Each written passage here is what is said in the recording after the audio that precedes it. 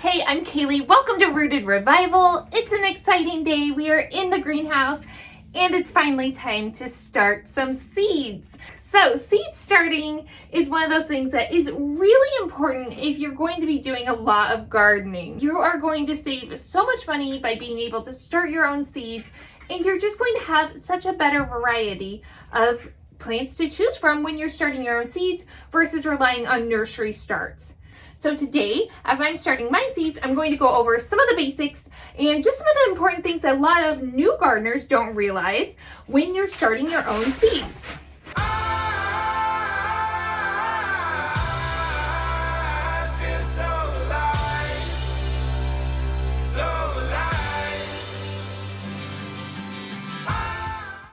So one of the first mistakes that I see a lot of gardeners make is starting their seeds at the wrong time. It's either too late, it's too soon, and what that does is cause a lot of issues. You either have, these plants that are way overly mature and actually would perform better if they were started later, or you have ones that weren't started soon enough because they're slow growing, and so basically they're not anywhere close to where they should be, meaning that you're not going to get production like you should by the end of your growing season. I could do a whole post on this. Let me know if you want one, but really quickly, kind of a look at how we start our seeds here. We are in zone 8B here in Western Washington. However, I started them at the exact same time in Idaho, which was zone 6. While your zone might seem important, it's actually not that important when we're starting seeds. Zones actually have more to do with your average highs and lows, not so much your frost dates, which is what we're looking at primarily when we're looking at when to plant our seedlings out. So with your seeds, you kind of want to track back from when your average last frost date is. So if you aren't sure, you can go onto the almanac. The Farmer's Almanac has a great little calculator where you type in your zip code and it'll kind of tell you your average frost dates. Now, know that these are average. Don't count on them being right. This is just average. We never know. In zone 6 through zone 8, you're generally going to be wanting to start your hot crops, which means your peppers, your tomatoes, your eggplants, okra, things like that. Those are seeds you're going to want to start indoors early. They grow slow and they need a long season to be able to develop fruit. So if you don't start them indoors, you're probably not going to have a long enough season once they're outside for them to actually bear fruit. That's why when you buy them at the plant nursery, they're already a certain size. We want to be able to mimic that with our seedlings that we are starting. So both when I lived in zone 6 and now I'm here in zone 8, I have always started mine about mid-February through mid-March. That's kind of the sweet spot for me. I know a lot of seed packets say 6 to 8 weeks, but for me personally, that's never been long enough to get them mature enough to plant them out in time. The other crops that you might want to consider starting early, especially if you live in a colder region, are going to be some of your squash, cucumbers, pumpkins, things like that. Now, yes, absolutely, you can start them outside, but if you want to get a jump on the season, you can always start them a bit early too. And those ones I usually start in April, and then I'm planting out by mid-May. So those ones don't need nearly as long of time. The really important ones, if you're in a region, anywhere from really zone 8 down, you're going to want to be able to start those soon enough that you can plant them out and still have good growth by the end of the season, have a full fruit set and a full harvest before your frost comes. So the next mistake that I see a lot of gardeners make when they're starting seeds is not knowing which seeds they should be starting, and really which seeds you can just directly plant out. So kind of as a rule of thumb, your beans, your peas, your root crops, things like that are actually better just planted directly in the ground at the correct time of year. Peas and your root crops, a lot of them are pretty cold hardy and can be started actually before your last frost and should be started really at that time, versus having your beans and things like that, which need to be in the warmer season once frost danger has passed. So the plants that we really want to focus on starting indoors are again going to be a lot of those nightshades, so our peppers and our tomatoes, our okra, eggplants, things like that are especially important because they take a long time to develop. We really want to be able to start those indoors. So that's what I'm doing today. And while I'm doing that, we're going to talk some more about some common mistakes when we're starting our seeds and just some basics that you need to know if you're going to be starting your own seeds this year. I've got my seed starting soil mix here, and you can check out that full video, but that's my next tip, is actually use a seed starting mix. So this is a soil mix. It's actually soil-less, which I'll talk more about in that one. I'll add the card right up here. But this mix is going to give our seeds the best shot at life. So using a seed starting mix is going to reduce your issues with a lot of fungal diseases and soil-borne diseases that are already existing in soil because we're using a soil-less mix. Another great thing about it, it's super light and fluffy, so you don't have compaction issues, and it gives your seeds an easier time germinating, putting their roots down, and being able to really like push up through the soil also as they're emerging out of the seed. So using an actual mix that's made for seed starting is definitely going to help you start off on the right foot. So I've got my trays here, and these are plug trays if you're not familiar. Cellular trays, plug trays, they go by a couple different names, but these allow us to basically start a large amount of seeds in a very small space. Now, here's the next mistake. You can't keep your seeds in these. So this is made to give them just enough to germinate and develop some roots. Once they do that, it's time to pot them up so they don't stay in this for long. We're in here for maybe a month depending on the growth rate and what kind of seeds we're starting. But after that, they do need to be potted up, so don't think that you can keep them in this the whole time. You definitely don't want that. You're going to end up with very sad, stunted little seedlings. So just know this is a great way to start your seeds, but you will need to pot them up in the future from these small trays. So let's go ahead and fill it with some soil. So I like to actually take this out. That's the other thing with these. They have holes in the bottom. You're going to want a catch tray for the water. So you always want a tray beneath your plugs. So I'm going to take my seed starting soil mix here, and I actually like this big bin because I can just lay it right in.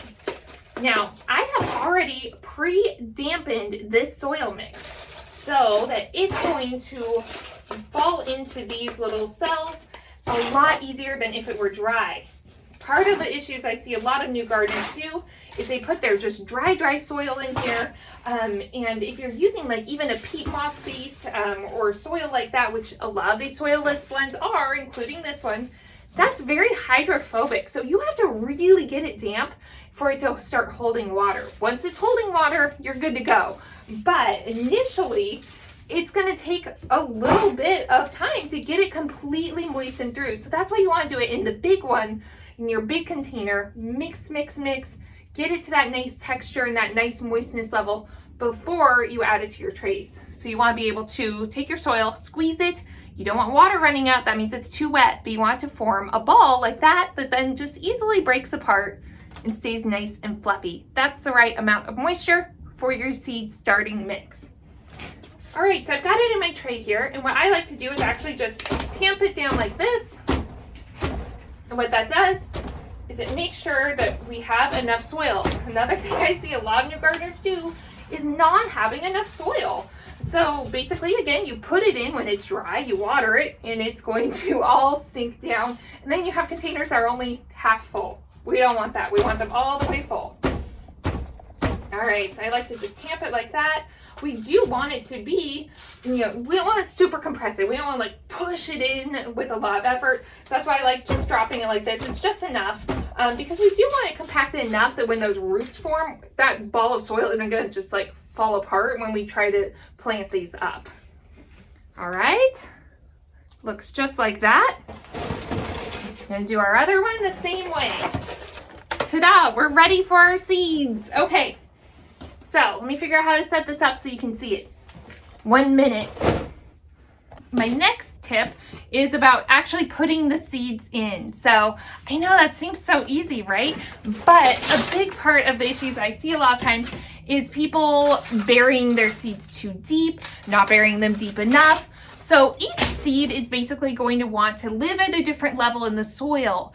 Some of them are light dependent germinators, meaning that they require light. Those are the ones that are usually light and fluffy, like a lot of the flower seeds that you see. That's because they're made to just float on the breeze and kind of land on top of the soil, and they need light. Now there's also a bunch of different other ones like cold stratification, but today we're just gonna focus on some of our easier ones. Again, we're doing our nightshades today, so our tomatoes, peppers, all of that good stuff. So a good rule of thumb, if your package doesn't say Kitty's here to help.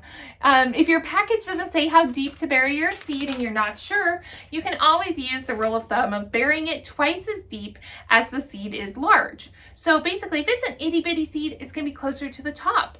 If it's a larger seed, so let's say the seed is, you know, almost a 1/4 inch itself, you're gonna wanna bury it at least a 1/2 inch deep.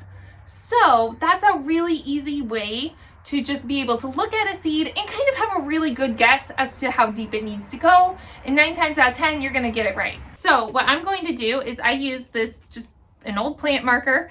And what I'm going to do is go ahead and just make some holes. Now I know I'm doing my peppers and tomatoes, which are all about the same, and they're all gonna wanna be buried about a 1/4 inch deep. So I'm going to go ahead and make those holes. It helps me to have those kind of like pre-made. It's just much, much easier because then I can just go through and drop them in kind of assembly line style. Okay, I've got my holes made in my soil. So next it's time to drop our seeds in.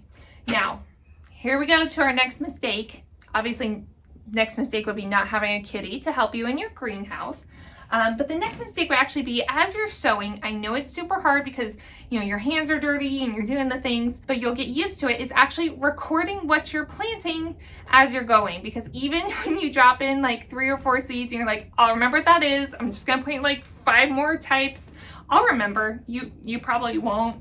At least I won't. So it's so important to mark down what you're planting. In the homestead management guide, there is a page in the garden section that you can use. It's called the planting tracker. This is my one from last year. It allows you to mark down what you were sowing, the date you sowed it, how many germinated, and then make any notes. So I use this both when I'm sowing indoors and outdoors. It has been enormously helpful, and I actually number all of mine. I've gone to a numbering system because writing the name of them on these tags has just become too much for me. But you'll want to be able to have a tag to locate where it is in your plant, whether you write the name on it or a number, and then still have your list too, because this is so important to have this tracking to go back to, because this way I can see like, oh, this variety did terrible. Why was that? You know, are those bad seeds? Do I not want to plant those again? You know, were they just not stored correctly? Did it not do well in our environment? Did it have, you know, was it more susceptible to mildew? So these are all really, really great records to have. There are many different types of plant markers that you can use. As you can tell, I have a variety. As much as I love these pretty ones, they just go in the garden for ornament. And what I really use are these plastic ones.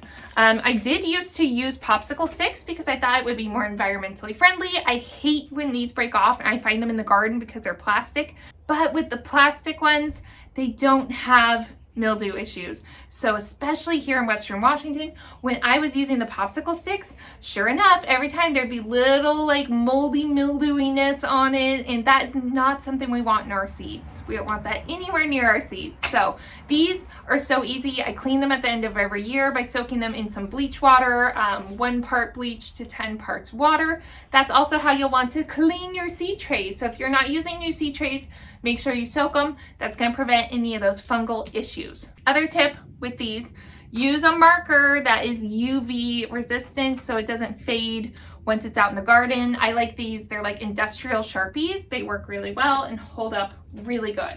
I feel like I'm talking really fast today, but I just have so much I want to tell you. Here we go. So we're going to start out with our tomatoes. This is my little garden planner. I'm testing it out this year. I might make this something I sell, but for right now, it's just for me. But this is basically that same planner that I showed you that's in the homestead management binder. So don't feel left out. I still got you. It's free. I'll put the link below to the homestead management binder. If you don't already have it, run over to the blog and grab it. Okay, so on my little marker here, I'm either going to write the name or a number that corresponds to my list. So I'm going to I just put a number 1, and that's a tomato. For me, that's enough. And then it's time to drop our seeds in. So I do about 2 seeds per cell, and then you just cover them over. You don't need to like cram the soil down over the top of them. That is absolutely not necessary. Just kind of lightly pop them in there. You want your seeds towards the middle because when they form, if they're on the outside, it's very hard to get them out when you need to pot them up. So always make sure you're dropping them towards the middle, and that, again, you don't need to use multiple seeds. If you're really confident with your germination rates, you can just do 1 per cell. That's going to save you on some seeds. I always use the oldest seeds first. So if you have some seeds that you've been saving over the years, use your oldest ones first. Just know that germination rates on older seeds, sometimes it's great, sometimes it's a little bit less. So if you're using older seeds, it might be a little bit questionable. That's when you might want to be sowing a few extra seeds. So maybe you want to sow, 3 per cell, or at least 2 per cell, just to give you a better chance at having at least one of them germinate. So one of the most important things that you need to do is decide where are your seeds going to live while they are germinating and growing before you can move them outside.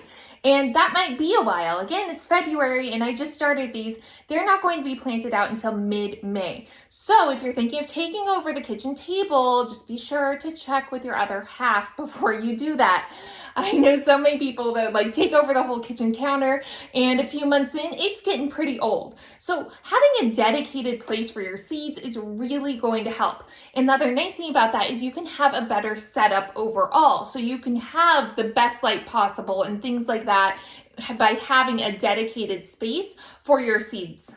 Now, I actually have my grow cabinet, which is what I'm sitting in front of. We made this a couple of years ago from an old entertainment cabinet that was left on the side of the road. It was garbage, but it's not anymore. So we've made these shelves and they are completely adjustable. I can raise them up and down on these little tracks, and there are grow lights mounted on the bottom of the shelves. So I place my seeds down below, adjust the height as needed, and we're good to go all season long. What's great about this is I can also use it in the winter time to grow greens and things like that all winter long.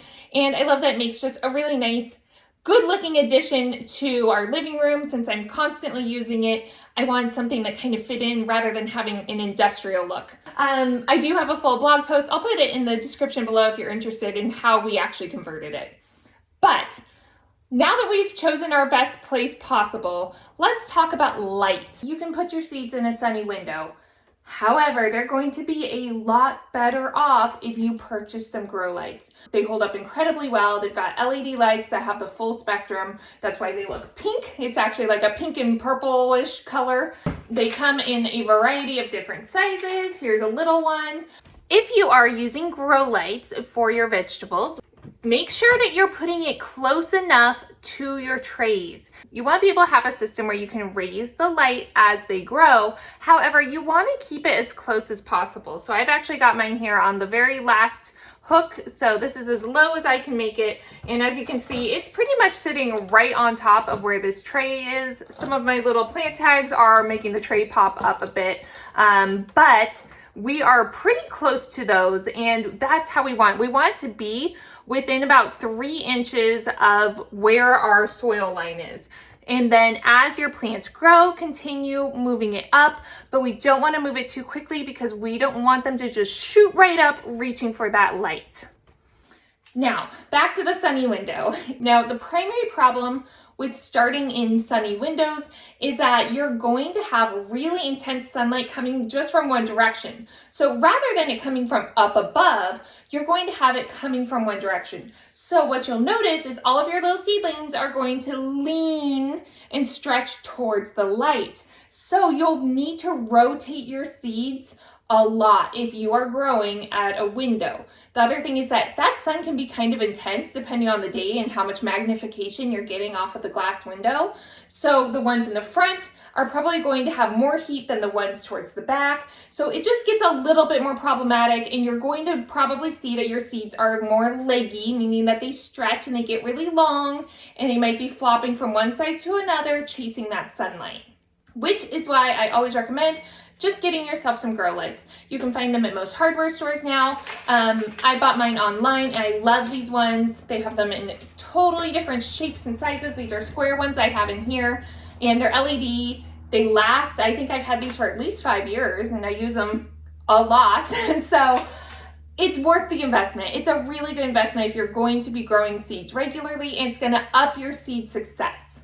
So next, let's talk about these. So these are the little greenhouse plastic covers that come with a lot of seed starting trays. So the point of this is basically to create a little greenhouse atmosphere while your seeds are germinating. So from a lot of your vegetable seeds, one of the requirements for them to germinate is that the soil has to stay really pretty consistently damp. And so this is what these little covers help with.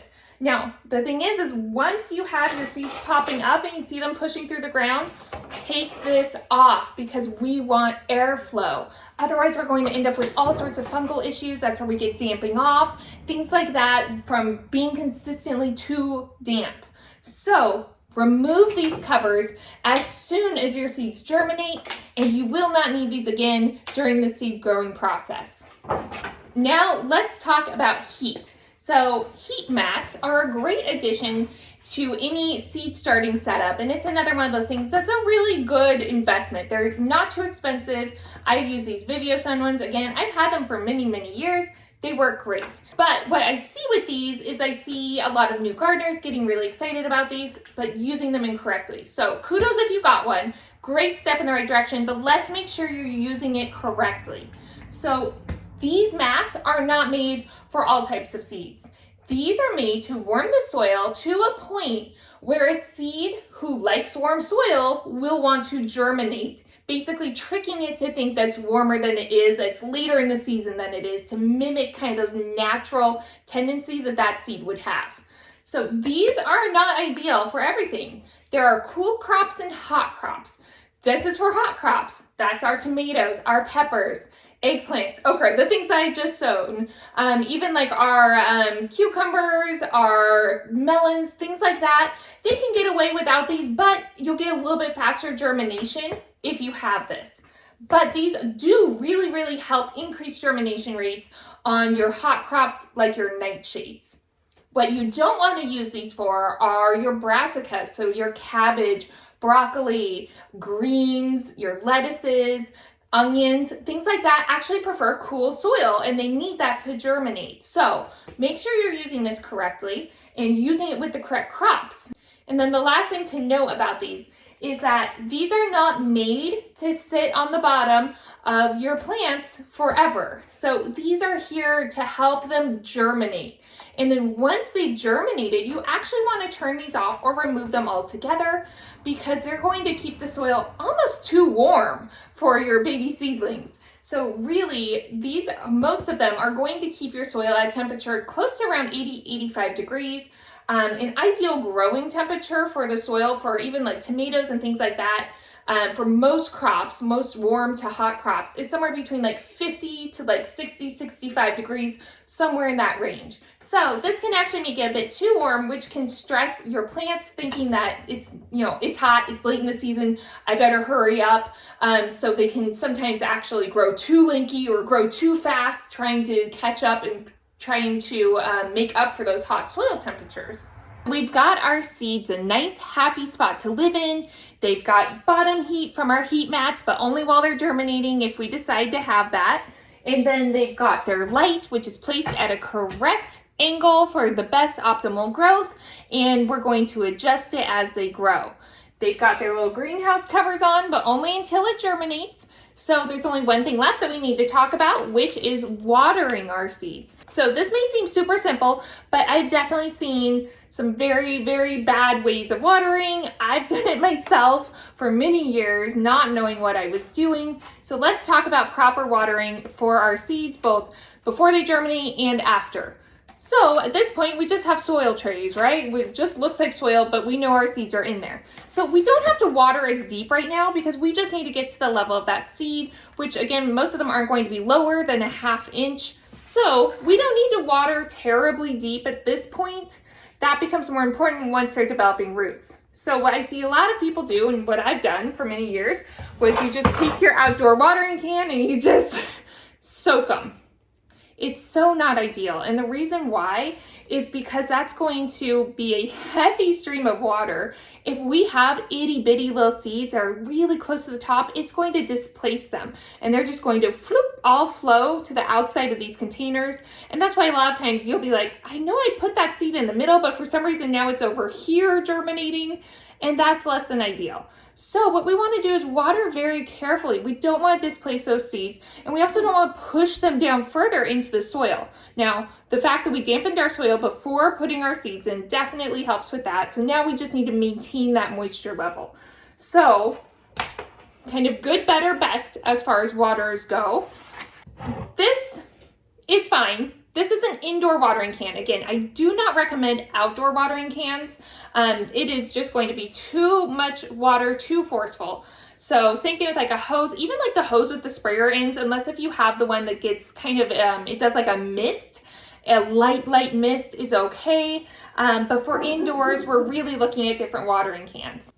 So this type of watering can is an indoor watering can. You can see it has a little narrow spout. It's okay. Again, we kind of risk having our seeds moved about and really just having too heavy of a flow of water with these. So if you're using one, just be very, very careful. Better than this would actually be a spray bottle. I used a spray bottle for many, many years, especially while you're waiting for your seeds to germinate. That's a great way to do it. Just get a big hand pump spray bottle. Now, the problem with that is that obviously your hand's going to get pretty tired. And what tends to happen is that you kind of give up before you water deep enough. So say you just give them a little spritz and you generally don't end up delivering enough water, especially as they start to grow and we need to start watering deeper at that point to get to the roots. It becomes very hard to do with the spray bottle. And you're also going to risk getting the foliage wet if you can't control the spray. And actually, same thing with this, a lot of times you end up getting the foliage wet, which we don't want to do. That's going to increase some issues that we could have as far as damping off and things like that. But what would be best is actually a sprayer. So these are basically little commercial landscape sprayers. This is a 1 gallon one. You can find these at your hardware store. They're super easy to find. And what you do is you pump it up. So we've got our water in there, we pump it up, and what that does is create a vacuum. And then this is going to spray our water out. We can adjust this tip to make our spray either heavier or lighter. So what this does is it allows us to not only have a large amount of water, but to be able to deliver it really evenly, and your hand's not going to get tired, so you're not going to give up too soon. This is my absolute favorite for as my seeds are germinating. I use this all the way up until they are moved out to the greenhouse as bigger sized seedlings. So there you have it. You are ready for success with your seeds. You are fully equipped to start your seeds indoors and be super successful.